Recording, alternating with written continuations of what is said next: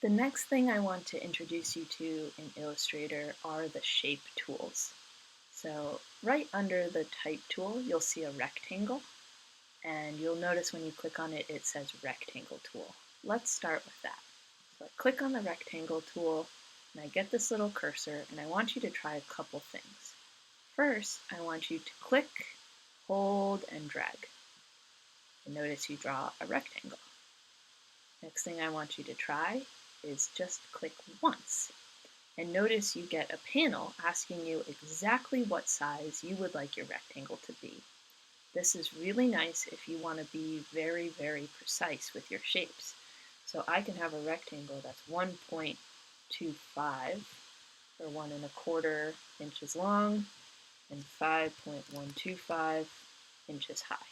And then you hit OK, and it draws that rectangle for you. The last thing I want you to try is click and drag, but hold down Shift. And now notice I can only draw a square. Holding down Shift as I draw locks it into a square. If I let go of Shift, I can draw all kinds of rectangles. So hold down Shift and draw a couple squares. I want you to experiment with both styles of drawing rectangles. The other thing I want you to notice is, again, once you've selected the rectangle tool, you are stuck on the rectangle tool, and you're just going to keep drawing rectangles. If you want to move a rectangle or adjust a rectangle, remember to go back to the selection tool, and then I can change any of these rectangles to be different sizes. I can hold Shift, and again scale it but lock the proportions. And in my transform menu, once again, I can set a really specific size. So just remember, anything can be readjusted later, but if you want to be really precise from the start, you can put in really specific sizes by just clicking once and entering the measurements. You can even make really, really small rectangles that are super, super precise.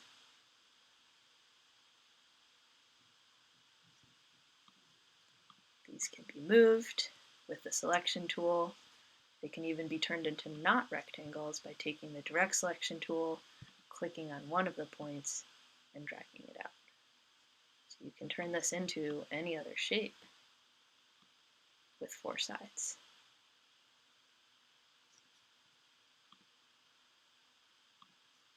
That's the rectangle tool. Take a few moments to experiment with that. You can pause the video, and when you're ready, we'll move on to another shape. I'm going to take my selection tool. I'm going to click in a corner where I don't have anything drawn, and I'm going to drag over everything I have drawn, and that's going to select all of it, and then I'm going to hit Delete to get rid of it. Command Z to undo, and I'm going to show you another way to select everything. You can go to the Select menu and say All or All on Active Artboard, and then hit Delete. Now let's go back to my rectangle tool.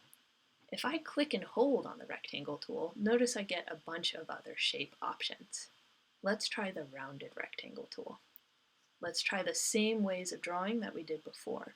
So first, I'm going to click and drag.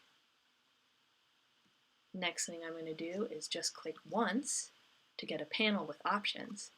Notice now I have a new entry I can put where I can specify the radius of the corners on my rectangle. Let's say they're 0.75. This is 5 inches high and 4.5 tall.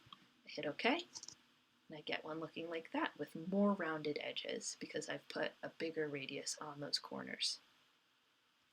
Next thing I want you to do is click and drag holding down Shift, and notice that it locks me into a square again. Now if I make this square really small, it actually looks more like a circle because the corner radius I set the last time I drew a rounded rectangle is larger than the rectangle itself would be. So that just basically makes it into a circle.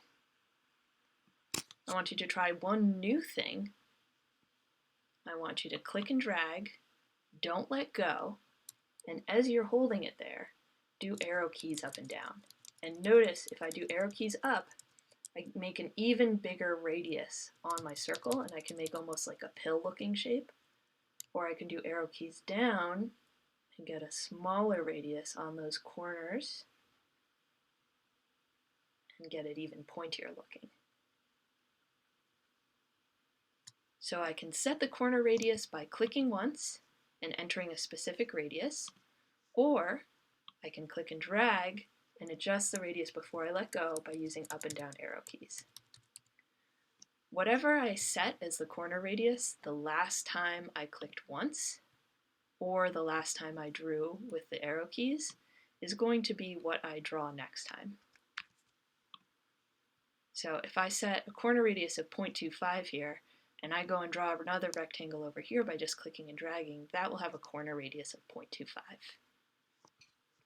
If I click and drag, and I arrow key up to make the corner radius even bigger, the next time I click and drag, I'm going to have a rectangle with a really high corner radius.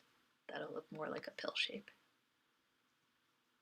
If I want to change it again, I can either use arrow keys or I can adjust here. And now the next one I draw will again have that 0.25 corner radius. Okay, take a little bit of time to experiment with the rounded rectangle tool. This is me holding down Shift, so I'm only making rounded squares. And when you're done, you can say Select All and Delete. So pause here, experiment a bit with that, and then we're going to go on to the next shape. The next shape I want you to try is the Ellipse Tool. Again, we're going to try the same things. We're going to click and drag. We're going to click once and set specific measurements.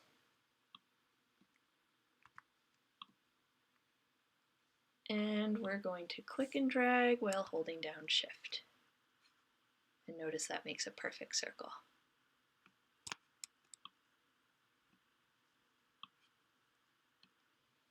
Experiment a little bit with the circle tool. Pause here, and when you're ready, say Select All, Delete. And let's go on now to the Polygon tool. Again, we're going to try all of the things that we've tried so far. We're going to click and drag. We're going to click once and set specifics. Here we can put a radius. So I could say a really small radius and a lot of sides. Let's try 20 and hit OK. Notice how that almost looks like a circle, and then I zoom in and I can see all the sides on my shape. And then I want you to click and drag and hold down Shift. Notice how whatever I'm drawing when I just click and drag is the last thing that I entered. So let me go down to a simpler polygon so it becomes a bit clearer. I'm going to click once. I'm going to say 5 sides. Okay. And now when I click and drag, I'm drawing a 5-sided shape again. So now hold down Shift and notice how it locks it so it's sitting on a bottom plane like that. If I let go of Shift, I can rotate it. If I want to lock it down, I hold on to Shift. Last thing I want you to try with the Polygon tool is click and drag, and as you're dragging, do arrow keys up and down, and notice how you can change the amount of sides on the shape as you're dragging.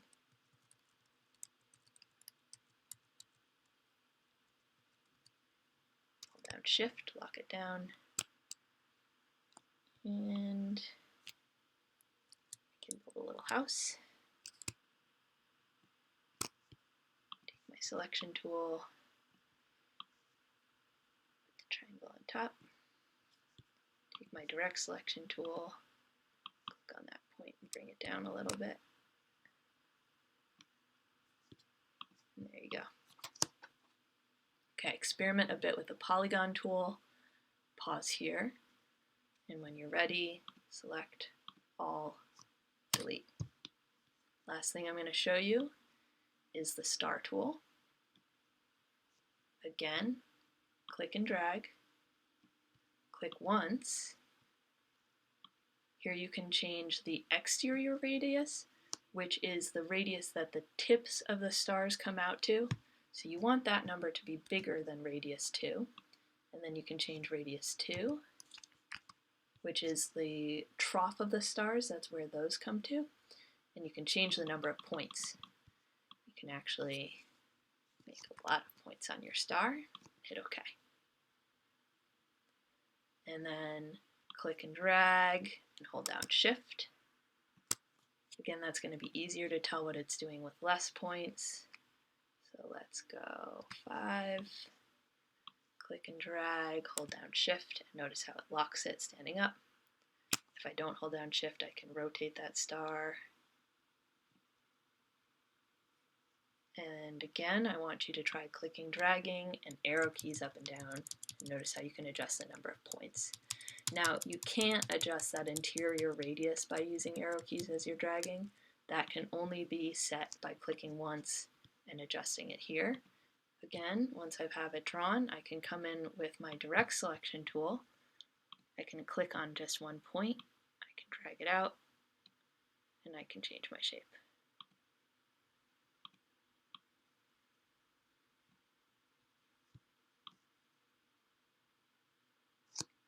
Okay, experiment with the star shapes a little bit, and then when you're ready, select all, delete. Now the flare tool is fun and it looks neat, but it sort of is what it is, and it feels a little less interesting to use with logo design. I'll show you what it looks like. It's meant to emulate a lens flare, and it's using lines and a series of gradients and varying transparencies. So once you draw it, you can come in with a direct selection tool and readjust some of these parts. Try just clicking once, and notice there's lots you can adjust. So you can change the number of rays, you can change how far the longest comes out, how fuzzy they are, the opacity, the brightness, the halo, the fuzziness, and the rings. Feel free to play around with this a bit more. So notice as I'm clicking and dragging and I do up and down arrows, that changes the number of rays that come off of this. And I can actually make a little satellite lens flare by clicking on the end of one of those rays in the flare tool. It looks like little planets. Okay, when you're ready, select all, delete. Those are the shape tools. I want you to get really comfortable with experimenting with those, and then we're going to go on to other ways to edit with the shape tools and talk a little bit about color fill. I want you to get really comfortable with playing around with those, so really take your time experimenting with the shape tools and then move on to the next tutorial.